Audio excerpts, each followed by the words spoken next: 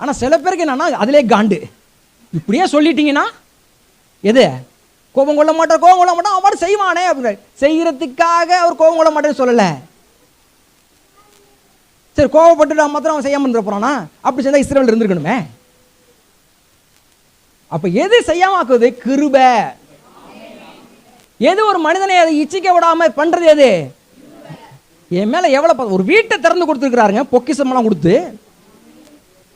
ஒரு பொக்கிஷமெல்லாம் நிரப்பி வீட்டில் வாழ்வதற்கு சகல வஸ்துக்களையும் நிரப்பி, ஒரு வீட்டை அப்படியே சகல வஸ்துக்களால் நிரப்பிட்டு இங்க போய் வாழுன்னு சொல்லி இப்படி திறந்து விட்டுருக்கிறாரு. அந்த வீட்டுக்குள்ள ஐயாவை தேடி கொடுத்த இந்த வாழ்க்கைக்காக நன்றி, தேடி கொடுத்த பொருட்களுக்கு நன்றின்னு சொல்லி ஸ்தோத்திரம் சொல்லிட்டு அடுத்து அனுபவிக்கிற மனுஷனுக்கு எப்படி ஒரு துரோகம் பண்ண மனசு வரும்? பூமி அப்படிதாங்க நமக்கு திறந்து கொடுத்துருக்கிறாரு. பூமியின் வீட்டை கர்த்தர் அப்படிதான் திறந்து கொடுத்துருக்கிறாரு. நம்ம அப்படிதான் இருந்தோம், ஒன்றும் தெரியாம இந்த வாழ்க்கையெல்லாம் இருக்குப்பா உனக்குன்னு சொல்லி திறந்து கொடுத்தவருக்கு எப்படி துரோகம் பண்ண வரும்?